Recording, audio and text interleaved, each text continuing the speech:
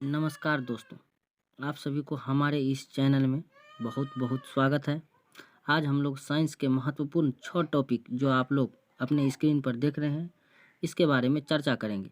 तो पहला हमारा है एटम। एटम का मतलब होता है परमाणु। और दूसरा टॉपिक हमारा है अणु, जिसको अंग्रेजी में बोलते हैं मॉलिक्यूल। हमारा अगला है मेल्टिंग पॉइंट, जिसको अंग्रेजी में मेल्टिंग पॉइंट तथा हिंदी में गलनांक कहते हैं। अगला है बॉइलिंग पॉइंट, जिसको क्वथनांक कहते हैं। फिर फ्रीजिंग पॉइंट, जिसको हिमांक कहते हैं। एवापोरेशन मतलब वाष्पन। कंडेंसेशन मतलब होता है संघनन। इन्हीं 6-7 टॉपिकों के बारे में इस वीडियो में हम लोग बात करेंगे। तो देखिए, हमारा सबसे पहला टॉपिक है एटम, मतलब कि परमाणु।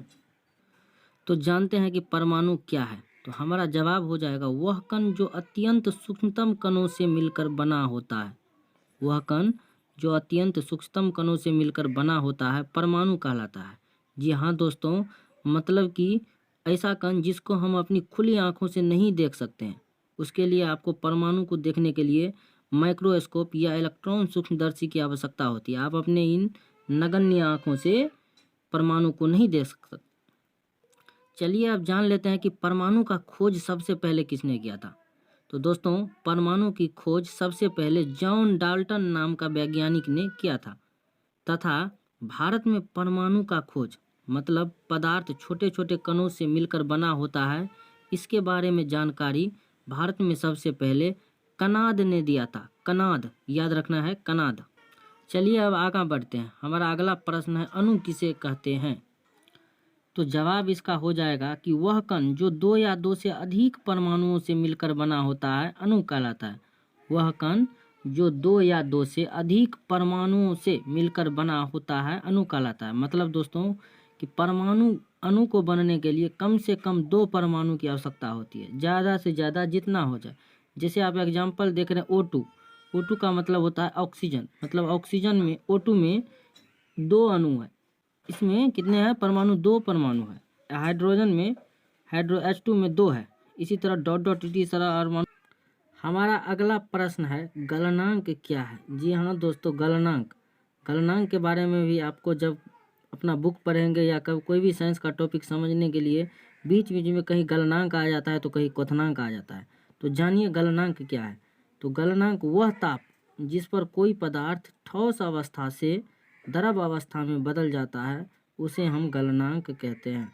जी हाँ दोस्तों, वह ताप जिस पर कोई पदार्थ ठोस अवस्था से द्रव अवस्था में बदल जाता है, उसे हम गलनांक कहते हैं। जैसे हो जाएगा बर्फ़ आप लोग जरूर खाए होंगे। बर्फ़ ठोस अवस्था में रहता है, पर जैसे ही वह हवा के संपर्क में आता है तो वह धीरे धीरे पानी बनने लगता है, अर्थात द्रव अवस्था में बनने लगता है। तो इसका सबसे बेस्ट उदाहरण हो जाएगा गलनांक का बर्फ़। और उसका परिभाषा भी ज़्यादा भारी नहीं है दोस्तों। बर्फ़ से याद रखना है, बर्फ़ ठोस अवस्था में रहता है, जब वो हवा के संपर्क में आता है तो क्या हो जाता है? द्रव अवस्था में आ जाता है। चलिए हम अपना अगला स्लाइड पे चलते हैं। हमारा अगला क्वेश्चन है हिमांक क्या है। हिमांक को अंग्रेजी में बोलते हैं फ्रीजिंग पॉइंट। तो हिमांक आंसर हो जाएगा वह ताप जिस पर कोई पदार्थ द्रव अवस्था से ठोस अवस्था में बदल जाता है, उसे ही हम हिमांक कहते हैं। वह ताप जिस पर कोई पदार्थ द्रव अवस्था से मतलब पानी वाला अवस्था से ठोस अवस्था में बर्फ वाला अवस्था में बन जाता है या चला जाता है, उसे ही हम हिमांक कहते हैं। जैसे पानी से बर्फ का बनना। दोस्तों, जो आप बर्फ खाते हैं या जो आप कुल्फी खाते हैं या हिम क्रीम कुछ भी खाते हैं, वह सबसे पहले एक द्रव रूप रहता है, पानी का रूप रहता है। फिर उसको जमाया जाता है, उसको 0 डिग्री सेल्सियस से नीचे के ताप पे जमाया जाता है, तब जाकर के वो बर्फ का रूप जमता है। इसी को हम हिमांक कहते हैं। आप दही खाए होंगे, आपके घर में दही होगा। दही क्या वैसे बन जाता है? सबसे पहले वो दूध रहता है, दूध जो कि एक द्रव अवस्था में रहता है, फिर उसके बाद उसको जमा करके ठोस अवस्था में किया जाता है, जो दही आप जो है सुरखते रहते हैं। तो चलिए हम अपना अगला क्वेश्चन की ओर चलते हैं। हमारा अगला क्वेश्चन है हिमांक क्या है। क्वथनांक क्या है। तो जानते हैं क्वथनांक क्या है।